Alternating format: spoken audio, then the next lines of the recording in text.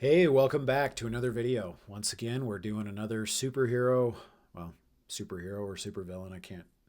I guess today's will be a superhero drop. And so, yeah, once again, if you haven't had an opportunity to watch the previous three videos, please check those out. Little preface, kind of what I'm doing here.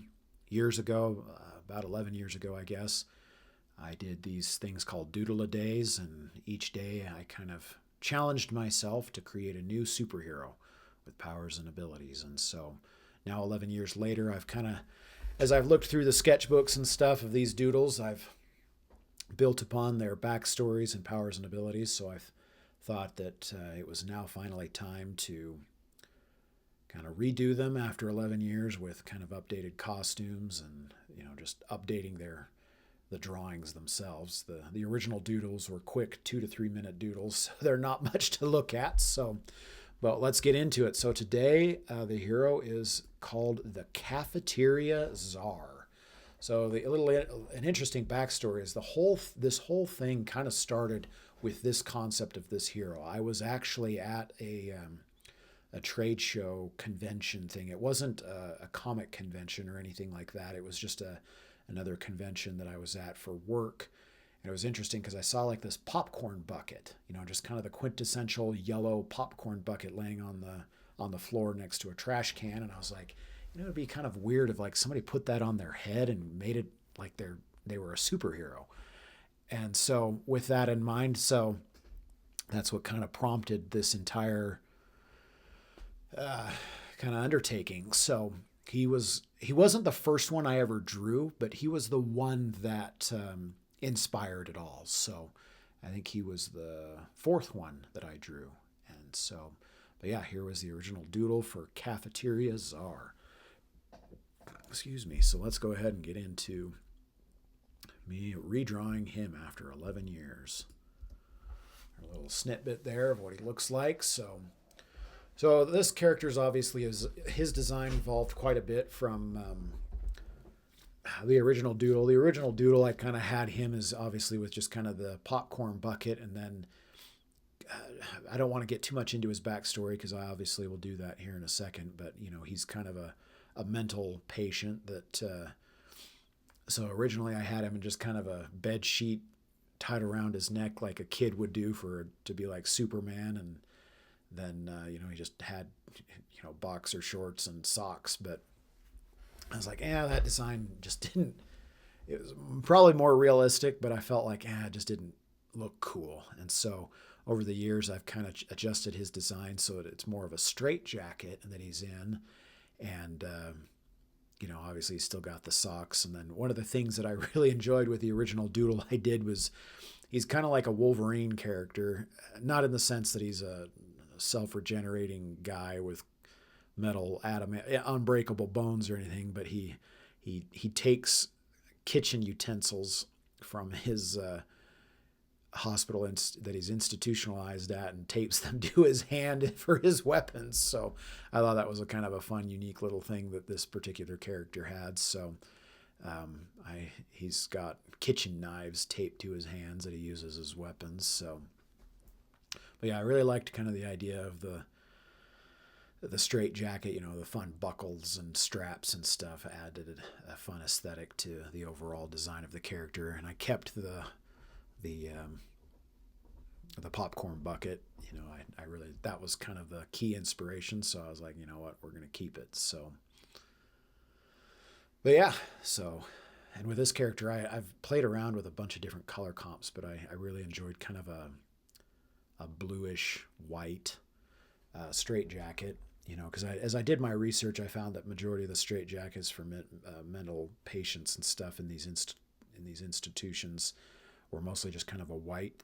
And so, but again, trying to keep the aesthetic and design principles of complementary colors and stuff, because I really liked orange. And so I did, his pants were kind of an off orange, and doing the slight blue to the white in the straight jacket really helps accentuate not only the pants but also the straight jacket itself. So, and the bluish and the bluish straight jacket kind of helped provide some differentiation between like the yellow orange bucket on his head and then the pants, obviously. So, But yeah, so yeah, his overall character design has definitely changed over the 11 years, and I think I've landed on something that I've really enjoyed. So, and it just plays into kind of his character a little bit, his backstory and powers and abilities. So, but yeah, so let's go ahead and take a look at the final illustration here. So this is the final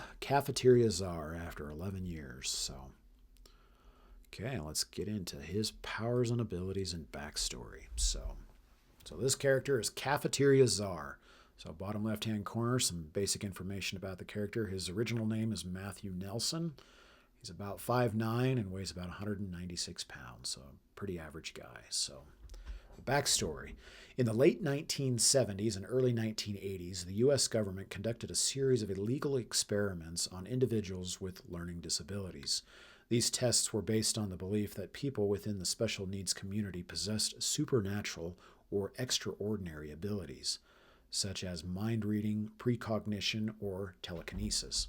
Most of these theories were, of course, far-fetched, but in Matthew's case, the researchers unwittingly tapped into a dormant portion of the human brain, unlocking untold potential.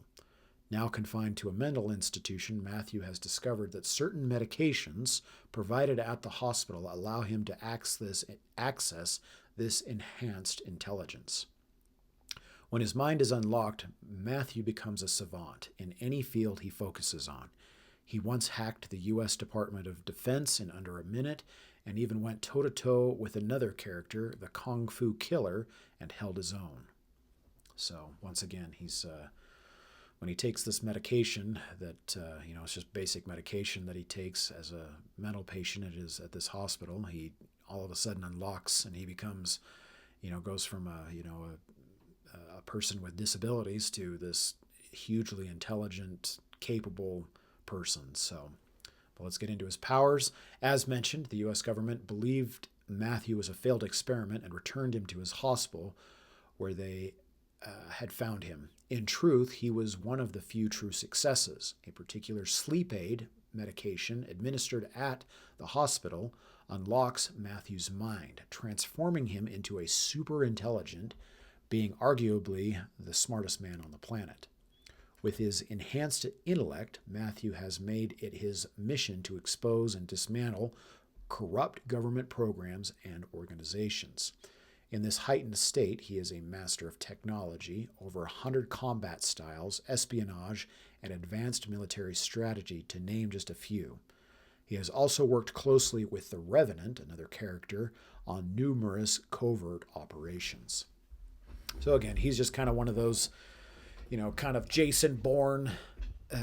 Jason Bourne wishes he was this guy, but, just once again, he super, smart, capable of, doing just about everything. And, he's the spy of spies. And the worst part about it is the government has no control over him. So he's working against them to dismantle a lot of the corruption going on inside. So, but as you can see, he's just average strength kind of guy. In his kind of his unlocked state, it does expose a little bit of additional strength because his mind is now free and unlocked. It isn't, a lot of, there's those stories where moms will lift a car off their baby or something, and, a lot of people are understanding it. And I think it's a lot of researchers have just kind of came to the conclusion that it's just the mental blocks that we put on ourselves. And with this